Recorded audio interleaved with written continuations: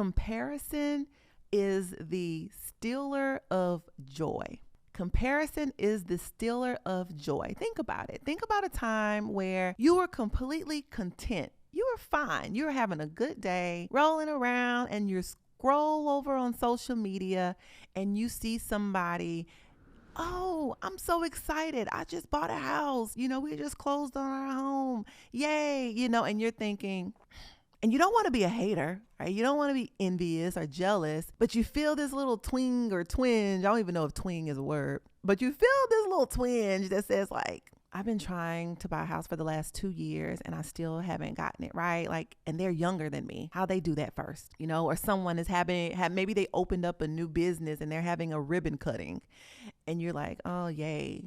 You're happy for them, but it's hard to be happy for them because you're kind of comparing them to your current situation and where you are now. And so maybe there's some internal things or internal goals that you haven't accomplished. And instead of you being genuinely happy for the next person, you find yourself in this comparison and you're running this race and you're comparing yourself against this other person. They don't even know that they're in this race with you. You stuck them in the race with you and they don't know they're in it. And now you're upset, or you're maybe not upset, but you feel some way for the rest of the day. It took a little bit of the joy you had away today. And so when I thought about that, I was like, wow, comparison is the stealer of joy. So we got to get better at allowing our journey to be our journey, to not, don't put yourself in a race and put others in a race with you. They don't even know exist. But it's easier said than done, especially.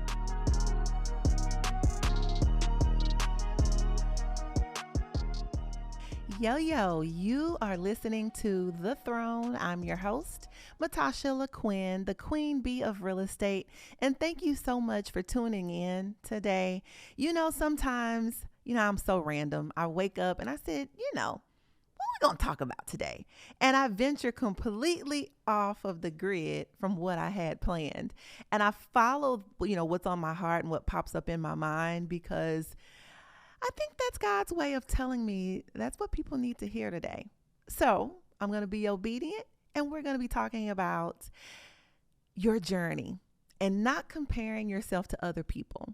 And I try to speak on things that I am going through myself, or that may have recently tapped me on the shoulder or showed up in my life here in the past week.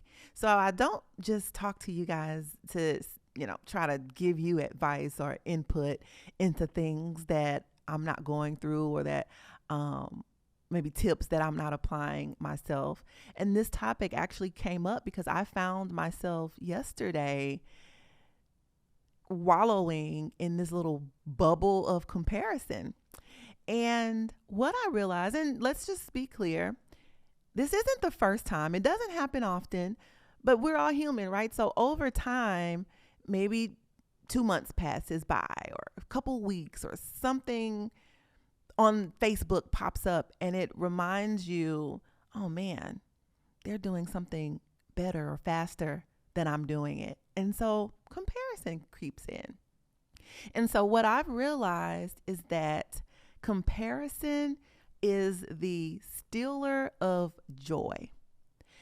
Comparison is the stealer of joy. Think about it. Think about a time where you were completely content. You were fine. You were having a good day, rolling around, and you scroll over on social media and you see somebody.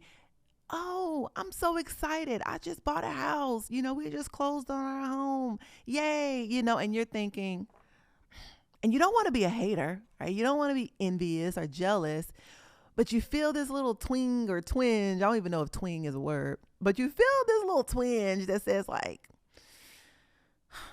I've been trying to buy a house for the last 2 years and I still haven't gotten it right. And they're younger than me. How they do that first, or someone is maybe they opened up a new business and they're having a ribbon cutting and you're like, oh, yay. You're happy for them, but it's hard to be happy for them because you're kind of comparing them to your current situation and where you are now. And so maybe there's some internal things or internal goals that you haven't accomplished. And instead of you being genuinely happy for the next person, you find yourself in this comparison, and you're running this race and you're comparing yourself against this other person. They don't even know that they're in this race with you. you stuck them in the race with you, and they don't know they're in it. And now you're upset, or you're maybe not upset, but you feel some way for the rest of the day. It took a little bit of the joy you had away today. And so when I thought about that, I was like, wow, comparison is the stealer of joy. So we got to get better at allowing our journey to be our journey, to not, don't put yourself in a race and put others in a race with you they don't even know exist. But it's easier said than done, especially these days, because when I think about it, we have social media now. And not only do we have, because first I remember when social media came out, it was kind of just, Facebook. And then it turned into, I think it was, what was it? TikTok. I'm not TikTok. What's the little bird? Twitter. It was Twitter. And then it was Instagram. And I'm like, oh God. So before you know it, you have multiple platforms of everybody sharing what they're doing. And let's be clear, we talk about this all the time. Most people share their highlights. They don't share the storms, the thunderstorms, and the failures and the tribulations and the heavy periods that they're going through. They broadcast the highlights. And so social media has made it, it's made it worse for us when it comes to comparisons, because when I was in high school, and growing up, we didn't have social media. Like right into my senior year or junior year, I believe we were just now getting cell phones. It was the old school Nextel flip phone with the walkie-talkie attached. So we were just getting to the cell phone era. And so the only people we really were able to compare ourselves to was maybe a cheerleader or two at school, or maybe someone came with the new kicks, the new shoes that you wanted and you didn't get the shoes, or someone's mom allowed them to get fake fingernails, because that was a thing back in the day. And so I'm like, well, wait a minute, my grandma doesn't let me get fake nails, and I'm 14, you're 14, how come you got nails already? It was like little petty things that we were comparing ourselves over. But these days, for example, you have 18-year-olds, 18, 19, 20-year-olds that may be watching other 18-year-olds. And maybe the other 18-year-olds that they're watching, or maybe there's some big influencer and they're talking about, man, I just bought this Range Rover and I got it cash. And so now you have a regular 18-year-old that should be doing regular 18-year-old things, whether that's enrolling in college. Maybe they don't know what they want to do yet, so they're still at their parents' house trying to figure it out. That's actually okay.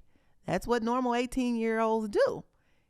You're broke, can't even go up the street and buy yourself a piece of pizza, and you are thinking that it's the end of the world because the 18-year-olds that you just so happen to see come across your Instagram feed are talking about how they just went and bought a Range Rover. So your self-worth, your confidence, it's depleting, and it's diminishing because you're beating yourself up over living an average, regular 18-year-old life and being right where you're supposed to be.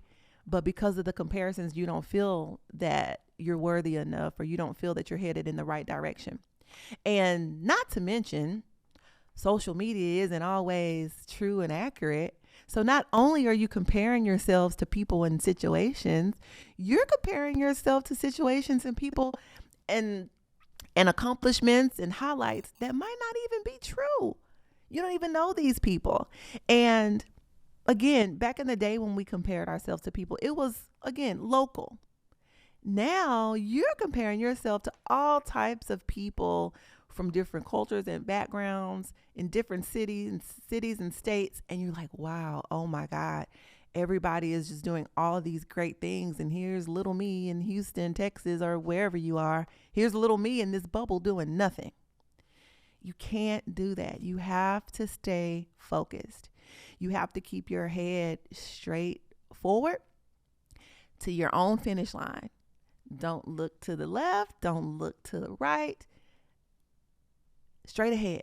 Because when think about this thing called life, we're in this race. The difference with the race of life, I guess you can call it, is that it doesn't really matter who gets to the finish line first, just as long as you get there. So when we have social media and we're looking from side to side, like, oh man, their foot is about to cross the line faster than mine, they're about to buy their house first. They're about to start their business first. Oh man, I'm 30 and they're 30 and they already got married and have kids and I don't. When you do that, that's when it creeps in. It doesn't matter. When you're in a real foot race, of course, who gets across the finish line first, that matters, right? So you're looking side to side to make sure that they're not passing you up. But in the race of life, you don't have to put that kind of strain on yourself. So what if the person over here made it to the finish line of getting married first, and this person over here made it to the finish line of having a kid first, and the person 3 lanes over, they made it to the finish line of buying the home or starting the business. It's okay, because guess what? In your lane, you're going to hit something first. Maybe you started, maybe you got your degree first, but then someone over here, I don't know, they went into partnership with somebody and started a business first. Okay, that's fine. And so you have your whole life ahead of you to accomplish things in due time and to run your own race and compare yourself to your own journey. So I think the quicker we realize that this race is not really a race, it's our journey, and it's all a marathon. It's not a quick sprint. It's your cross country race, the one where you're running laps and laps around and in miles around trying to get to where you're trying to go. The moment that we realize that not only is it not a quick sprint and it's not a race against other people, but it is truly a journey, I think that'll help us, get to where we're going, but get to it where we're a little bit more peaceful about it. There's not this anxiety or exaggerated sense of failure about it because it's not happening within the time limit that someone else's did, or you're waiting on this grand accomplishment so you can post it on social media to prove that you're just as on top of it as the next person. Because that's another thing that social media has done, is created this sense of validation where, is it post worthy? And it truly didn't happen if I didn't see it posted online. Or it's truly not worthy of a hand clap for myself or praise unless at least 100 people liked it. Because in my mind, this is a huge accomplishment. I've done something great and I posted it, and only 3 people patted me on the back about it. What's that about? Is it that I'm not as good as the next person? Is it because my accomplishment just isn't as great as I thought it was? So there's this validation that also comes from social media. So you have to get very good at not allowing social media to be your validation point as to whether or not you're on track in your life and you're accomplishing the things you want to accomplish, and how great are those things. And all victories are good. I don't care how big or small they are. If they're important to you, they're important. So stop looking side to side, look straight ahead, stop comparing yourself to people on social media. The next stealer of joy, when we talk about comparing yourself to other people or just comparisons in general, is career comparisons. And when I think about career comparisons, actually, I'll use myself for an example. Y'all know I'm always the guinea pig, offering my life story so that y'all don't have to feel bad. You can know I'm going through stuff too. But, one of the things, when I told you I was wallowing in a little comparison bubble this week, as a real estate developer, it's easy to compare and to get hard on yourself. And the reason why is because, and you can apply this to whatever industry you're in or whatever you're going through, but this is just my story. As a real estate developer, before you actually see a structure or a home being built physically, there's a lot of background paperwork that is happening that people don't even see first. So it's, paperwork and replatting and getting addresses and figuring out gas line connections and proving to the city that the proper water connections are available to bring utilities to the property, and getting permits approved and making sure that the city's going to allow you to do what they're going to do, and going back and forth and yada, yada, yada. So sometimes, like on one of my projects, it's been 2 years, 2 years of behind the scenes stuff that you can't see. And, to people, unless you see it, it's not happening. So as a developer, you think that, okay, you're not really doing anything until I see some dirt moving around, until I see framing and wood and paint cans and sinks going in and roofs being put up and plumbing being dug into the ground. That's the indicator as to, to the public, that's an indicator as to whether or not you're really moving and shaking. Are you doing what you're supposed to be doing? And so on one of my projects, let's say it's been 2 years, and I'm like, oh my God, like I can't deal with this. But that's a part of the project, especially it's a pretty big project. We're building a whole community. We're building a subdivision. And then you get to look into your left and your right, and you see your other industry buddy that's also a developer, and I'm out here I'm live on site. Look, we're putting up our framing today. Look, there's my workers. Say, hey guys. And you're looking like, where's mine? I just want to put mine up, or someone else is like, oh, I'm so excited. We got 4 going up today, or we just finished the 2. We're selling those 2. We're about to get started on construction on the next 2. And you're thinking, but I'm over here working. I promise I am. But you don't realize that, hey, you see the physical manifestation of their work right now. You don't know what it took for them to get those 2 finally permitted and up. You don't know what it took. They could have been 3 years behind the scenes trying to get permits just like you, but you see the physical manifestation of it and you begin to compare it to yours.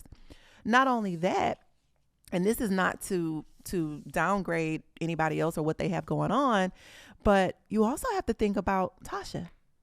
Okay, you're in permitting right now. It's taking you 2 years on one of the projects. That particular project is a whole community. It's 24 homes. And then on this other project, there's another 4. So this is 28 properties that you have to coordinate and get all this back end stuff worked on. And the minute that the check box is checked and the things are officially approved, you don't have to worry about, oh man, this person over here is putting up 2 and 3. You're going to literally have 28 going on at one time. And then what? And so you have to realize that, okay, the scope of your project is different. The size of what you have going on is different from the next person's. So how can you look over here and compare yourself and get in your feelings because they might have 2 or 3 going on that they've displayed that's just made it to a different phase, right? They are in the middle of a project that just happens to be in a different phase than yours. And then you're over here, you're in a different phase, but it's also a major thing that you're going for. And so when the floodgates open, they're going to open. And you can't get caught up in that. So the scope of what you have going on. So then I hear God saying, okay, if you're going to complain about the time it takes to get the larger projects done, how about I take you back to the days when you were just doing 1? We can get that thrown on the ground real fast. We can get it, buy that 1 lot, throw it out, get the permits. We can get you up in 6 months. You're done. But that's just 1. I can take you back to those smaller days. Or I can take you back to the days to do just 2. But you ask me for something bigger. You ask me for greater. I want to expand your territory. I want to increase what it is that you were doing. And in order to do that, it's going to take longer. So if you're going to complain about it, how about I just take you back to the normal days, since you're so concerned and so down about the fact that you're comparing yourself to a colleague that they're starting with the 2 or 3 that you started at. So relax. And so I have to do that. I have to do that to myself. I have to remember where I came from, what I asked God for, and why my delay was what it was. Whereas somebody else, they would maybe give up everything they had to experience my type of delay if the benefit on the other side was the fact that they were going to have this many properties coming out of permitting. So you can't do that to yourself. You also can't look at how long someone has been in an industry versus how long you've been in the industry. So for an example, maybe, and this goes for anything, it could be teaching, insurance, I don't care what it is you do, but you may say, oh man, like I've been in the business for 15 years and I'm looking at this person, they just got in this industry a year ago and look at all the great things they're doing. They've received this award and they've got promoted here and they're doing this. And I've been doing this for 15 years and I'm still back here. Or this person that's only been doing it for a year, or this person that's only been doing it for 2 years has already caught up with me. And I had to put in 15 years of sacrifice to do this. And you mean to tell me you come in 2 years and accelerate and get to where I'm at? Like, that's not fair. Can't do that either. Because there may have been something special that you needed to learn along your way. Maybe it took you 15 years to get to a certain point because there were lessons you were learning along the way. Not only that, maybe let's think about the difference in resources that you have. Okay. If you think about 15 years ago when you started in the industry you may have started in, versus someone starting in that same industry today. Let's talk about a business owner or entrepreneur. And there's a certain service you provide. 15 years ago when you started, or maybe you started it 25 years ago. 25 years ago when you started that business or got into that industry, social media didn't exist, did it? Didn't exist. And now, you had to really grind. And your hustle, your grind was much more different. Your struggle was real. Not to say that the struggle today isn't real, but the struggle that you had to grind for 25 years ago, someone hopping in it today that has social media at their fingertips or TikTok or videography and the ability to run ads and have it displayed across the world in a matter of seconds, their exposure, abilities, all that is different these days. So you can't look at that, you can't. You also have to think about, I'll use real estate as an example. Back in long time ago, and this is when I first got my license. Well, I'll go back to when my grandmother was licensed and still actively practicing, although she's still active, but I mean, servicing clients and showing them homes. They didn't have a GPS on the cell phone because there were no cell phones. They didn't even have MapQuest GPS where you type in the directions on the internet. There was no internet. They had a key map. That's right, a key map. And some of you probably don't even know what a key map is, so Google it. But it was a book where, almost like a phone book, how the yellow pages and the white pages used to happen back in the day, and you scroll and look for people's name to find their phone number. It was a key map. You flip it open and you look in the index for like the zip code and the property address, and it tell you flip to page 569, section J. And it's this little miniature map on how to navigate to get to the property address that is pinned to page 569, letter J. So imagine, I would have been so screwed back then if I had to follow a key map to show clients. But imagine you have this key map, so you're driving and trying to like, okay, wait, I think I turned left. Like, you're trying to drive and navigate and turn based on an actual map? Who does that? Lord forbid you had to show 3 or 4 properties in the same day. So now you can't plug the address in and say, okay, Google Maps, show me how to get from where I am now to where I have to go next. No. Before you left the first property you were showing, you had to flip through it, find the next address, look at the map, and have a pretty good idea of how to get yourself in the area and the vicinity of the map and then navigate to the second property. It was a mess. And so then by the time I came out and came out as licensed, I didn't have to go through the key map struggle, but I was on the MapQuest squad. So the way that I would have to get to my properties and my showings, I would have to go to mapquest.com and map out the entire route. So it would put, what's your starting location? Where are you going? And I'd print that out. And then I'd say, okay, my second location, take me from my second address to the third, and I print that out. So I would have stacks of papers leading me from this to that, like 6 or 7 destinations on this thick printed out MapQuest paper. We wasted so much paper and ink. But let's say, you know, how GPS on the phone will reroute you. I didn't have that on MapQuest. So if it was traffic or a delay or the road was closed or something janky was going on, I was stuck because I had to follow exactly what this MapQuest route says, turn by turn, or else I was going to be screwed, because if I made a right turn trying to make a detour, GPS was not going to like recalculate and reroute. So anyway, I ventured off here for a second, but I said all of that to say times are different. Technology is different. What was accessible then versus now from a career perspective, and that applies across all industries, it's just different. So how can you compare yourself to, you know, being a veteran in the game to maybe someone who's been in it 5 years or less, and you're upset because they've made it to a certain accomplishment or a certain route, or a certain level, and you're upset about it? You can't do that. You have to look at the resources that were available. You did the best with what you could. Your journey is your journey. Also, age limits. Maybe you're 55 years old and you just decided, this teaching thing isn't for me. I don't want to be a teacher anymore. I've actually always had a desire to be a nurse. I'm going to go to nursing school.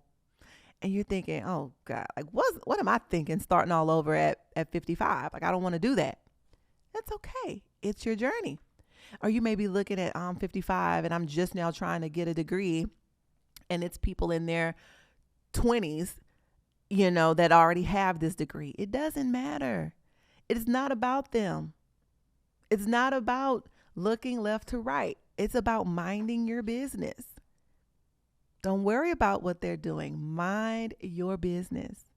If you decide at 60 years old that you want to do something different, you do it. Or you don't look at the fact to say, oh, well, I'm 40 years old and I'm making this salary, and then the company just hired somebody and they're every bit of 28 and they have my same title. I know we're making the same money. Mind your business. You stay and you keep the perspective to mind your business, and you think about your own blessings, your own journey, what you have.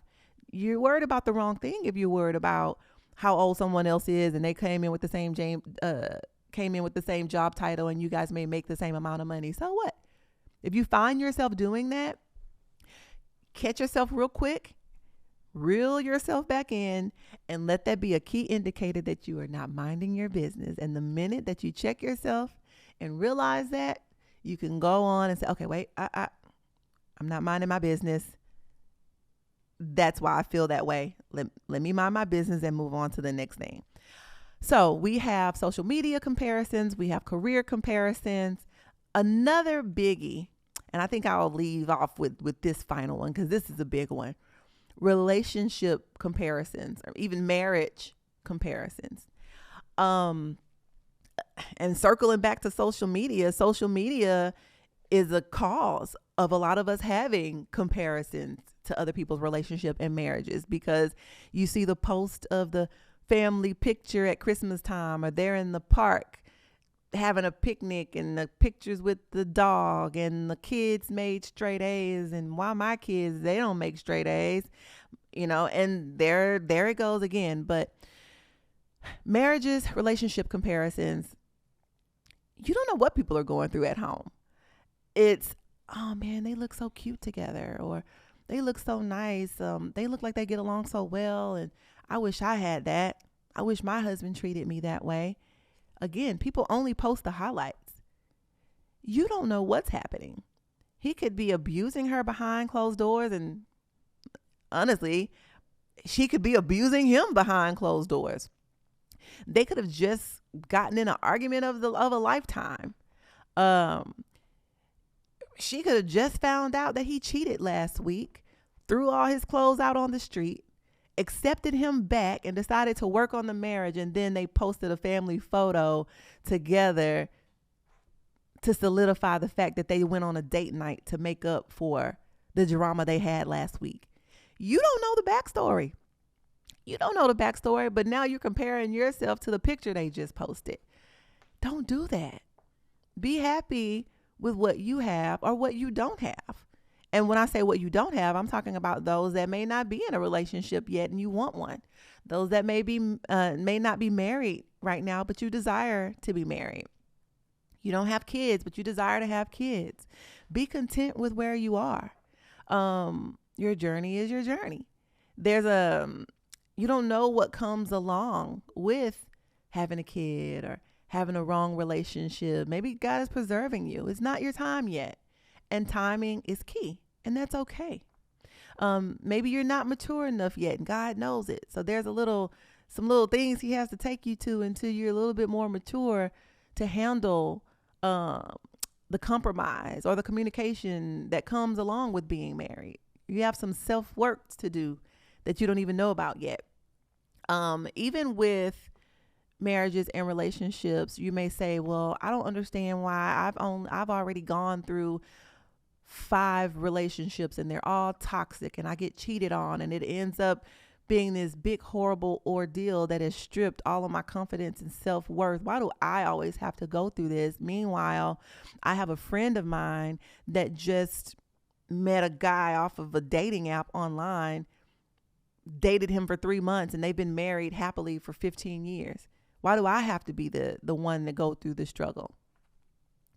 You can't get caught up in that. You have to ask yourself, what is it that I'm supposed to gain or learn through these experiences? Am I doing something not wrong, but maybe is it something I need to change about the people that I'm choosing? Am I moving too fast?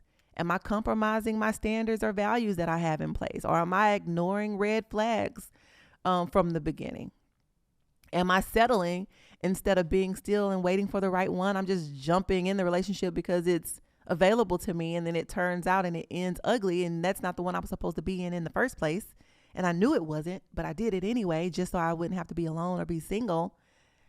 What is it that you can do different? So maybe there's reasons why things are happening. Maybe you are having toxic relationships back to back because it's your journey, because God wants you to end up being a mentor after you overcome the toxic relationships and finally find your Prince Charming or your princess or whatever the case may be. Maybe you're supposed to be a mentor to other young men or young women on overcoming toxic relationships or what you did to overcome that. Maybe that's your journey in the story. That's what you're supposed to do. And you don't know that yet. And that's why you're having the experiences that you're experiencing. So be very careful with the relationship and the marriage comparison. People are crazy out here. You don't know what's going on in other people's houses. So don't get caught up in looking at pictures on social media and they're dressing alike and they have the matching reindeer pajamas on Christmas time. And you're like, oh, I just want somebody to match pajamas with. Like, chill, your time is coming. But when I think about all of these things, something that sticks out is that you don't know people's resources or backgrounds or upbringing. So if you do have someone that you've been watching and you're wondering, well, how do they keep looking like they're winning all the time? Or how did they do this? And how did they do that? And they did it faster than me. The resources may be different. So you're going to beat yourself up about it because the resources or the family upbringing was different. So if someone buys a home faster and you're thinking, I'm 45 years old, I still haven't bought my house, and my 27-year-old coworker just bought their house. Like, it's not fair. Have you thought about, and not saying this is the case, but it could be, their parents may have gifted them down payment money. Maybe they started them a fund when they were a baby. Maybe they've inherited money from grandma. Like you don't know. And meanwhile, you may be someone that it's only you. You don't have any family at all. Maybe you've never even known your family, or maybe your parents passed away and you don't have a grandma. You never knew your family. You were raised in the foster home. So your struggle is different because you had to get it on your own. You need to be happy and excited about what you've been able to accomplish on your own. So yeah, your struggle might be a little different. It may take you a little longer, but it's okay. You don't know. That doesn't mean that depicts your worth because the 27-year-old bought their home faster than you did and you're 45. Or maybe there's a married couple. It's only two of them and they bought this huge 5-bedroom house. Meanwhile, you over here, you're a single mom with 5 kids. So you need the bigger house, but you're only in a 2-bedroom right now. And you're like, well, how is that fair? I'm the one that needs the 5-bedroom home. They don't need it. Hey, that's not your fight. You're worried about the wrong thing. You change your perspective and you be excited at the fact you're doing the best you can and you have a roof over your kids' heads. You're able to feed them tonight. So don't get caught up in that, because comparing yourself to the next person is a what? It is a stealer of joy. When we talk about background, upbringing, the other resources that people may have access to, let's talk about tolerance level. You don't know what their tolerance level is. Something that someone else has may be heavy as hell to carry. God might know you don't have the tolerance for that. You think you do, but you don't. And so he may be saving you from a mental breakdown. Like if I give you what you think you want that this other person has, it will wear you down and you don't even know it. And I'm protecting you. Or somebody, let's say you're an entrepreneur and you want to open up a boutique or something, and you see someone else on social media that just has this boutique with 200,000 followers and they're just doing their thing. Tolerance level. You don't know the cross that they carry with it. You don't know, but they were given their own set of tolerance to be able to handle the weight. You might not, you don't even know. That person may have a 9-to-5 job, may have to come home after work, cook dinner for the kids and the husband and clean the house, and then work on their business from 7 that night to 1 o'clock in the morning, and then get up and do it all over again. You don't know. And you think just because you see what they're doing that it's so easy and they're not having to sacrifice anything. We all have sacrifices and we all have different tolerance levels. So just keep that in mind when you find that envy or jealousy creeping up just a little bit on that comparison piece. And remember that timing is key. I know that we already talked about that. But when I talk about timing, it's very important because you have to trust God to accelerate you when it's time, and to also pump the brakes when it's time, because you don't know why he's pumping the brakes. It's like, oh, wait a minute, hold off right here. And maybe I stopped the progress. I'm holding you steady right now because in 3 more months, there's going to be a grant released. And that grant is going to work perfect for what you need. And I want to make sure you have access to the grant. So if you move now, it's going to be too fast. So let me pump the brakes and give you what looks to be no progress, what looks to be you at a standstill and you're getting frustrated because nothing's moving, when I'm really protecting and preparing you for a huge release. I'm holding you steady for 3 months because I know in the next 3 months, this resource is going to release that's really going to be helpful to her over here. You don't know God's plans. So he'll accelerate and break you when it's time. So trust the timing, have faith, trust the process. And that made me think of something. Let me get my phone real quick. Hold on. It made me think of a term, and I want to pull it up because I don't want to mess this up. it made me think of a term, a holding pattern. And a holding pattern, I want to read you the definition of what a holding pattern is, because you need to get familiar with this term. A holding pattern. So the first example I'm going to use is, so there's two definitions. So a holding pattern is, I'm not going to use this exact direction. The exact description right now, but I'm going to break it down in my own words first, and then I'll give you the specific definition here on Google. But the easiest way to think about a holding pattern is if you've ever been on an airplane and it's just kind of circling, or you may have seen an airplane in the sky that's just kind of holding steady where they are, maybe hovering over ground a little bit, just hovering in the air in one spot. They're not moving. They're not traveling. They're just hovering. Maybe they're going in circles and you're like, what are they doing? So typically, there's the flight path of maybe where they need to land. Maybe there's another aircraft that's landing first, and so they're communicating with the pilots to let them know, hey, wait a minute, you don't have permission to land yet.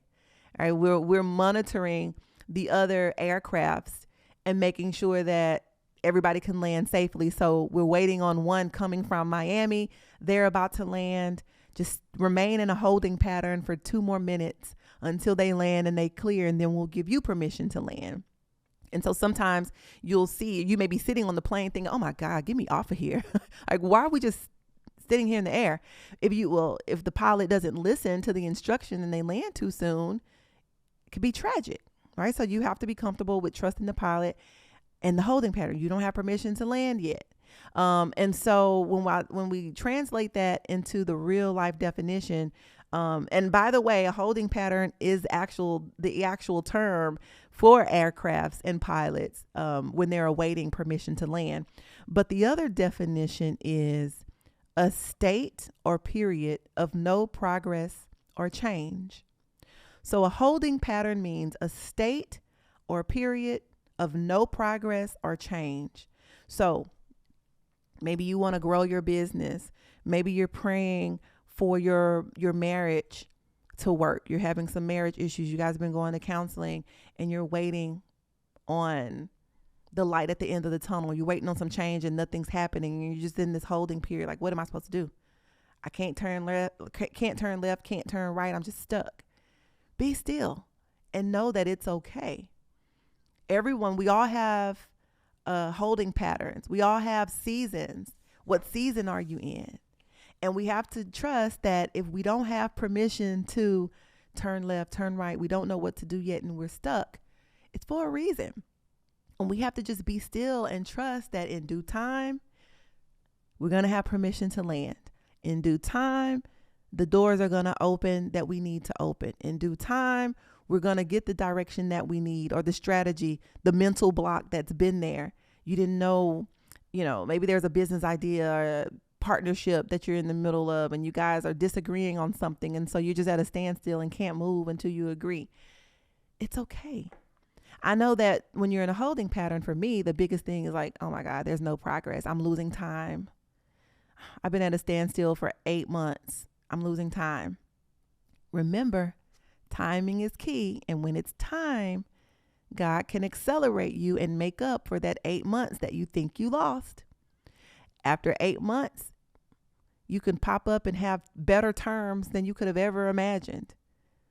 Maybe interest rates go down or change, or like I said, a new business loan or a new grant or a new opportunity that didn't or wouldn't have existed 8 months ago is being made available. And so now the holding pattern has been released and the floodgates have opened and you're like, oh my God, it was worth the wait. I'm happy that I waited. So don't get discouraged in your season of waiting and being stuck in your holding pattern. It's okay. But lastly, thinking about, what do you do in the stillness? What do you do when you're stuck in a holding pattern? Do you panic? Do you relax? Do you go to sleep? Are you one of those people that when the plane is delayed or it's just hovering and isn't not landing yet, you just kind of kick back with your blanket and like, oh well, we'll land when we land? Are you the one that you get out notes and you start journaling and jotting down lessons that you're learning or new ideas or new ventures? Are you taking advantage of the stillness? So that's the biggest thing, is to be mindful of what you do in the stillness. But we need to, I think if I had to tell you anything, we need to think about, change your perspective. Look at things and say, take inventory of what you have right now and realize I'm not too bad off. Find gratitude in the little things, gratitude in the things that have gone well, gratitude for the things that when it didn't look like it was going to work and it did. Take inventory of those things so that it can motivate you the next time you're in a holding pattern or next time you're in a difficult situation. You have proof of what you've come through in the past. So look at your current inventory, what you have now, what you've overcome in the past, and where you expect to be in the future. And you use where you are, what you've overcome in the past, you use that as the little nuggets to keep nudging you along day by day, to give you the inspiration, the faith, the motivation that you need to wait and have faith till you get to where you're going in the future. And so I hope that you guys have listened and you've gotten a few chicken nuggets. I call my nuggets chicken nuggets. You've gotten a few nuggets to put in your pocket to help you on your journey, on your own race in this thing that we call life. It is not a quick sprint. It is truly a marathon that we are all on. So stay in your lane, mind your business, keep your eyes straight ahead, and I will see you all at the finish line. You have been tuned into The Throne. I'm your host, Matasha LaQuinn, the Queen Bee of Real Estate, and I will see you guys later.